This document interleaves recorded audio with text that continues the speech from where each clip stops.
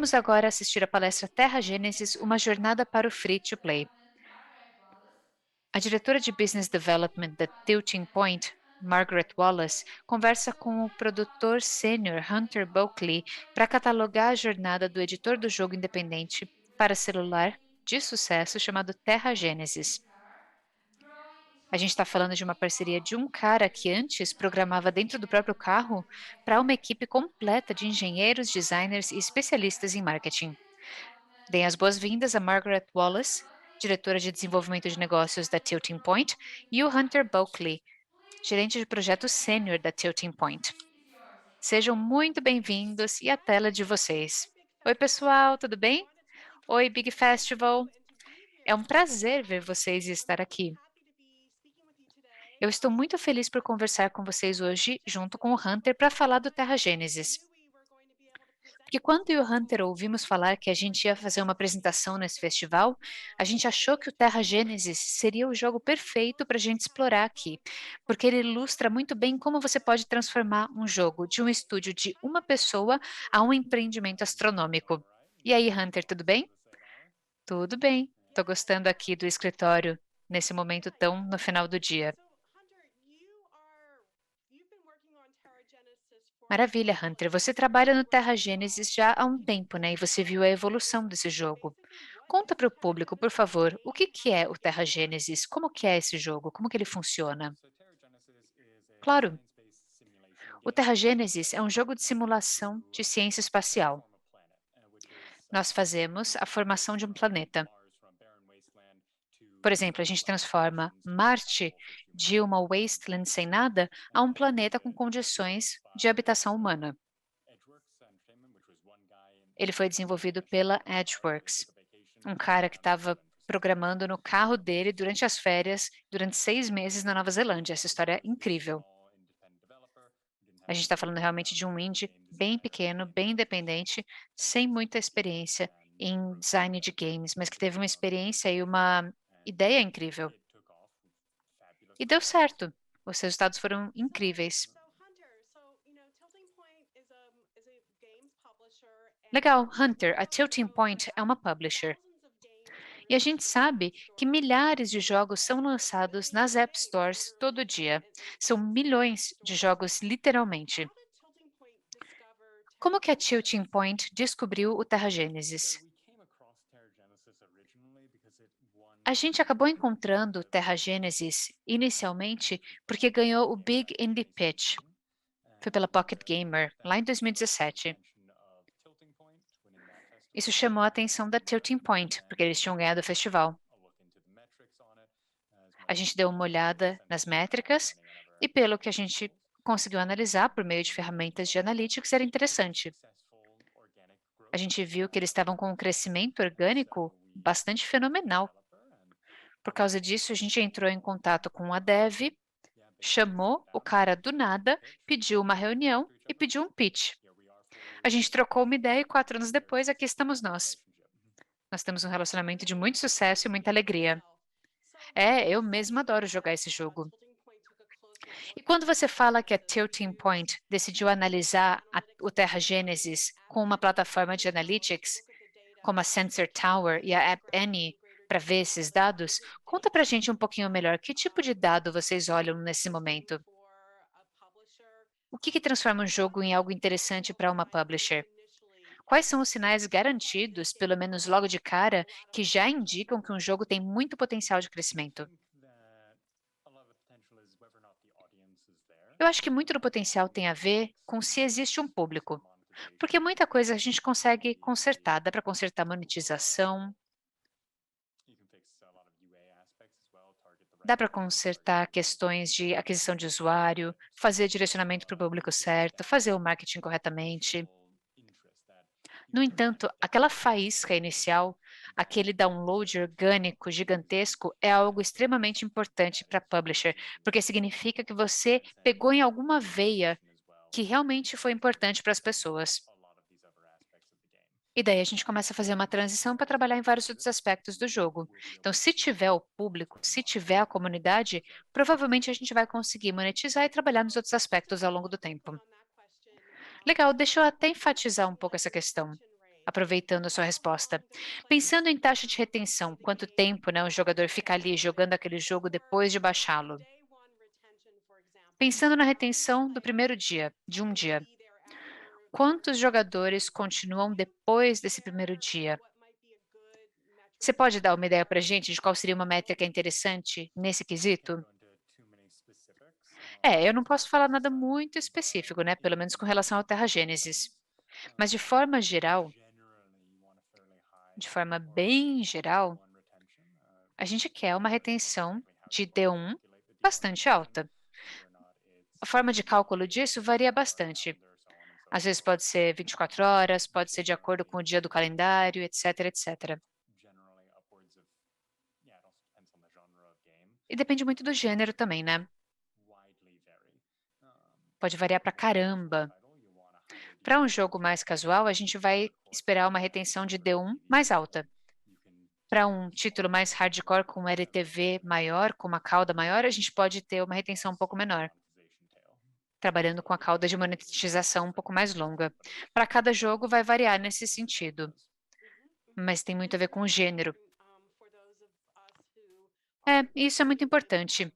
Para nós que estamos lançando jogos, muitas vezes a gente passa tanto tempo desenvolvendo o jogo e deixando ele bonito e sofisticado e redondinho, que é muito importante ter esses números de retenção inicial. E é importante para isso a gente trabalhar até um ponto em que a gente esteja bem satisfeito antes de lançar para o público de forma geral, você não acha? Ah, não sei.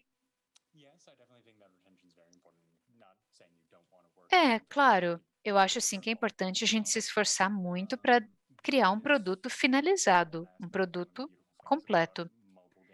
Mas eu acho que é isso que é lindo nos jogos móveis e no desenvolvimento ao vivo, porque a gente sempre tem usuário novo chegando, contanto que a gente tenha um fluxo saudável de atração desses usuários.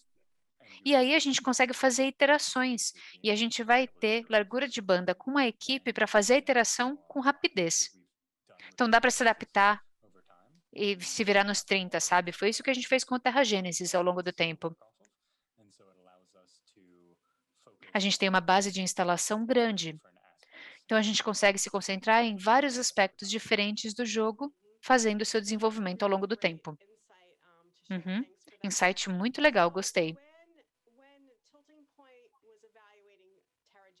Quando a Tilting Point estava avaliando Terra Gênesis, e mais uma vez, eu acho que esse realmente é um exemplo muito bom, o que que vocês analisaram? E o que vocês identificaram como um ponto de melhoria para aprimorar como esse jogo cresceria e aumentaria em escala? Você pode dar alguns exemplos de alguns itens que vocês mencionaram? Falando assim, olha, agora a gente tem X, mas a gente acha que com o Terra Gênesis dá para chegar em Y de número de crescimento. A gente passou por diferentes etapas no desenvolvimento do Terra Gênesis. Em cada ponto, a gente teve um foco diferente. Inicialmente, a gente usou meio que o modelo geral da Tilting Point.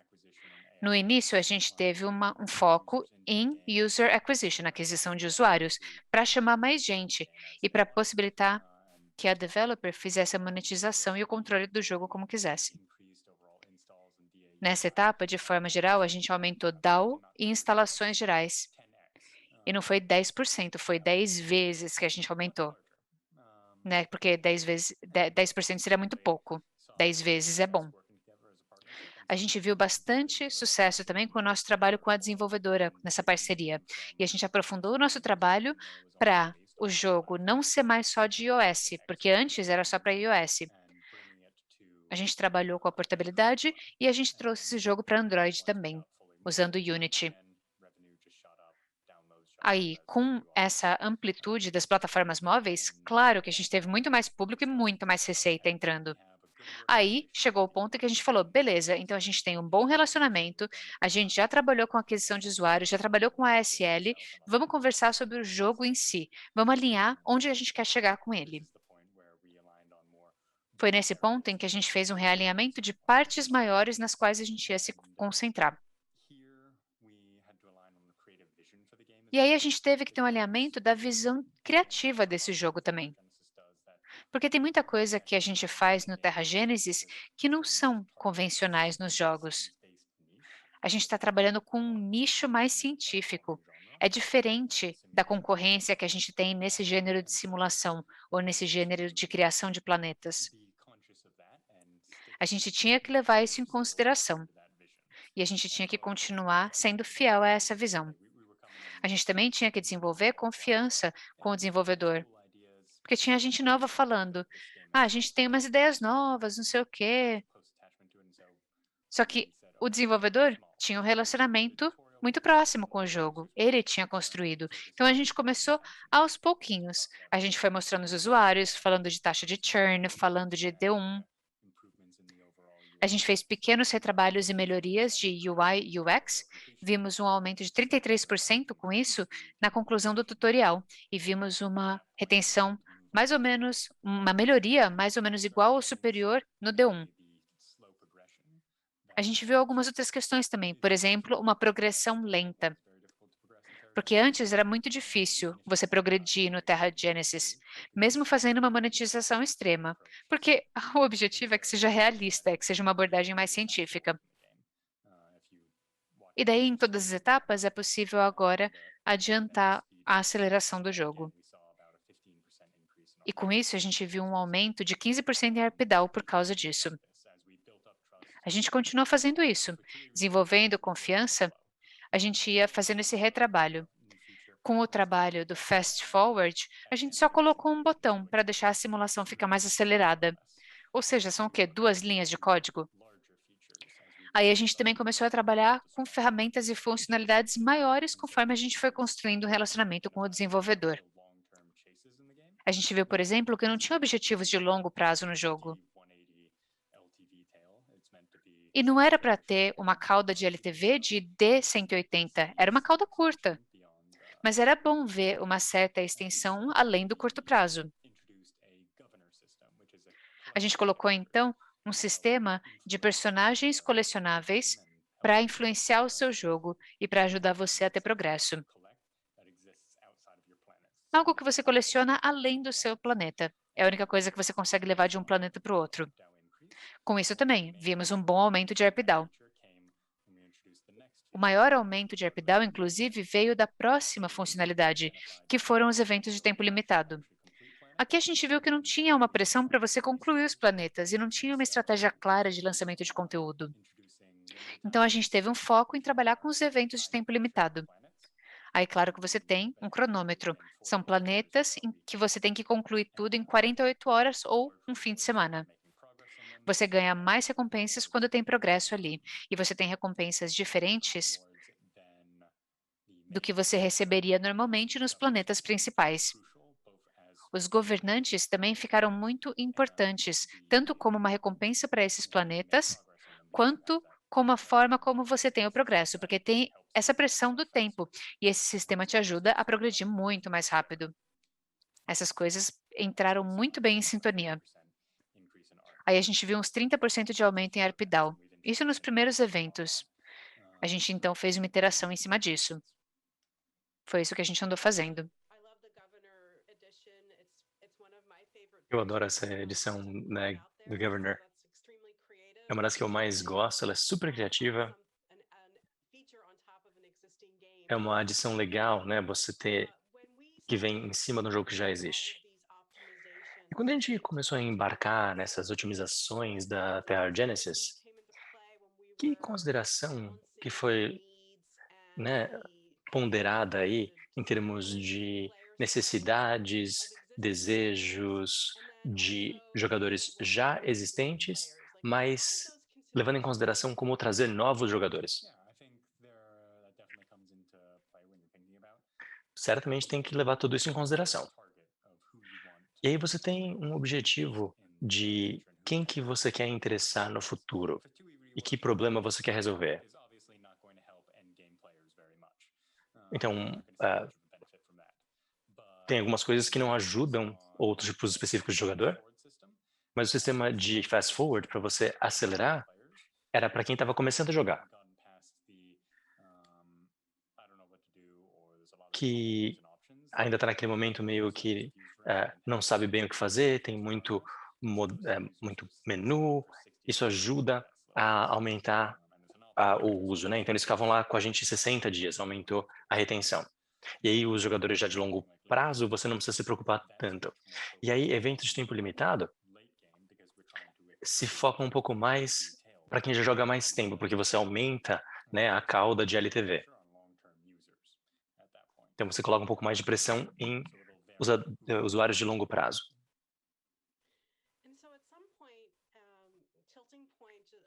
A Tilting Point, né, só para compartilhar aqui com os espectadores, né, com o público, em um certo momento a gente assumiu o desenvolvimento da Terra Genesis e a gente adicionou algumas funcionalidades. Algumas já foram abordadas aqui, mas tem uma funcionalidade nova que eu acho super legal, acho fenomenal e que também tem um impacto social bem positivo. Hunter, você podia falar um pouquinho então sobre essa a funcionalidade agora que eu já, né, levantei as expectativas aqui? Claro, posso sim. Essa é a funcionalidade de ecologia ou floresta. Resumindo, ecologia é um serviço de assinatura online que a gente tem também com nossa aquisição de usuário. Então você paga uma assinatura e um certo número de árvores vai ser plantado em algum lugar do mundo. Pode ser em Moçambique, pode ser em Madagascar.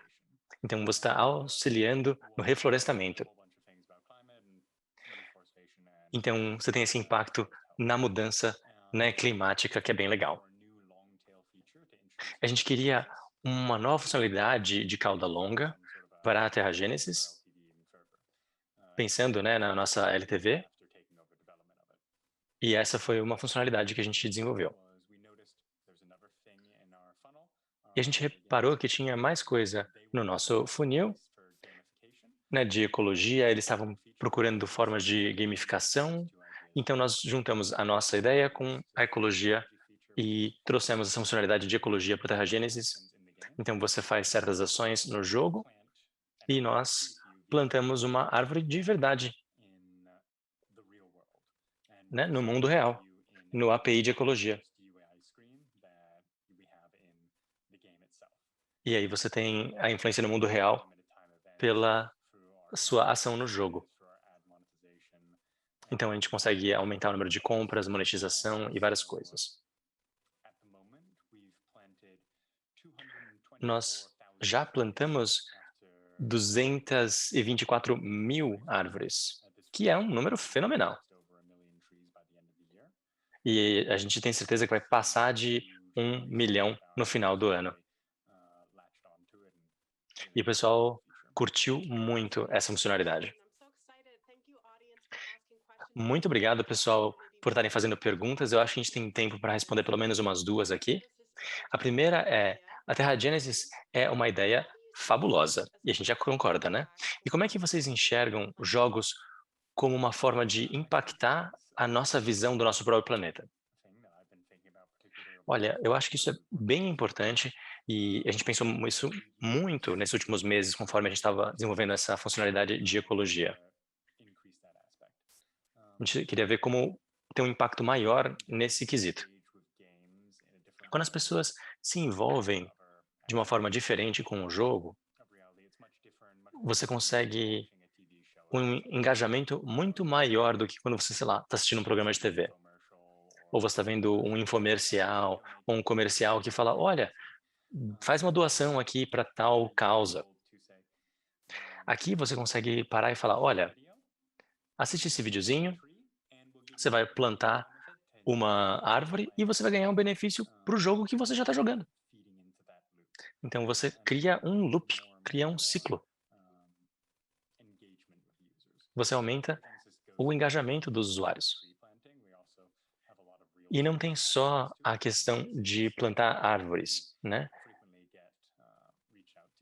A gente tem outros aspectos relacionados à ciência, pensando na integração, por exemplo, de Terragênesis com aulas, né? Então, como é que os professores vão poder usar na escola para você ensinar alguma coisa sobre terraformação mesmo na escola.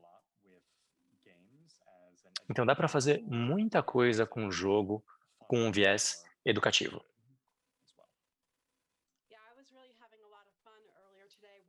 Eu me diverti bastante hoje, né, assistindo alguns dos vídeos da Terra Gênesis que já foram publicados e, puxa, é fascinante o jeito que você vê como que os jogadores entram nos pormenores ali, nos detalhes, para saber como que se cria um ecossistema, para fazer todo o processo de terraformação, né.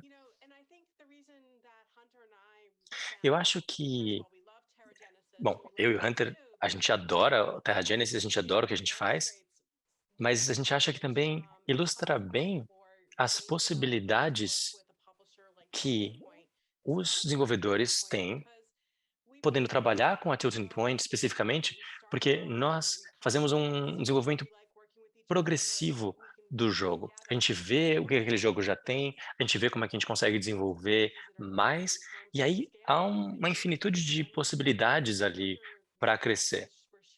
E os números que o Hunter mencionou são, puxa, impressionantes, né? E a gente sabe que tem muita oportunidade possível quando você estabelece uma parceria de sucesso. Você pega uma engine de jogo e aí você faz integração com marcas e IPs diferentes, você estende a vida daquele jogo. E tem várias formas de garantir que o máximo possível de pessoas pelo mundo todo vai poder vivenciar ali o seu jogo. E quais são os próximos passos aí com a Terra Gênesis, né? Sem revelar nenhum segredo, claro. Você pode dar alguma pista aí, alguma dica pra gente? Pode contar alguma coisa sobre, jogadores, talvez, alguma surpresa? Que nem eu falei que fiquei bastante surpresa quando vi esses vídeos do YouTube, né. I think if we were going to say that how many times my players have surprised me, we Olha, já definitely teve muitas vezes que eu fui surpreendido. Se eu fosse contar todas as vezes, a gente ia passar a noite inteira falando limited disso. time events and how Principalmente quickly nos eventos de tempo limitado, foi uma coisa que me surpreendeu muito. frequently to my annoyance. As much as I love them, it's fun me creating an event and then them Às vezes você consegue criar um figuring out evento, né, is how e to do it. ver como que ele vai ser Okay, resolvido em 5 horas, né. Você passa muito tempo criando, né, alguma coisa, e aí but alguém vai lá e resolve super in terms rápido. of new features, we're definitely there are a few different Em termos de brands. For funcionalidades example, novas, olha, tem algumas coisas, né, aí no similar types forno, of features that mas we've seen so eu far. acho que a gente tem um And objetivo de grandes níveis de iterating on melhoria, our success of né, limited semelhante ao que a editions gente and já so much tem feito, e a gente quer continuar reforçando o nosso sucesso. maximize the good that we've done. É o que reforça o que a gente já faz. Uma última perguntinha aqui, hein, rapidinho. Alguma dica para desenvolvedores que querem criar jogos para impactar, né, afetar o For mundo e sociedade? developers and Olha, finding a way escolha to uma causa, give some sort of existing encontre charitable alguma forma de cause trabalhar com back to the alguma room, but caridade, né, alguma instituição que já we existe. were lucky the ecology guys are A gente trabalhou com esse really grupo de ecologia brilliant e eles já manjavam muito de tecnologia, mobile já gamers. sabiam So, utilizar, né, a realidade virtual but if you have e any sort of tech that you can use, like eles já tinham um virtual plugin do reality Unity, né, então a and gente having já pôde additional features utilizar. of, okay, we have this game, we have this E aí concept, você pode às vezes pensar, bom, tem um jogo but X, tem um we tal feel that conceito, como é que a gente consegue, it's much né, easier to seguir com monetize isso, that, elaborar? and the ideal, yeah, Fica mais fácil assim. partnership is just E uma parceria between you ideal, and claro, que sempre ajuda muito, depois que você tiver encontrado a causa que você de fato acredita. Muito obrigada, Hunter. Essa foi uma grande discussão. A gente faz jogo, né? Então a gente pode mudar esse mundo e outros. Então eu queria te agradecer, Hunter, queria agradecer aos espectadores. Foi uma discussão muito legal. thanks so much. Obrigado. Muito obrigada. Obrigado a todos. Obrigada, Margaret. Obrigada, Hunter. Foi um super prazer estar aqui com vocês e a gente volta daqui 5 minutinhos. Até já. Big Festival 2021, o maior festival de games e criação da América Latina.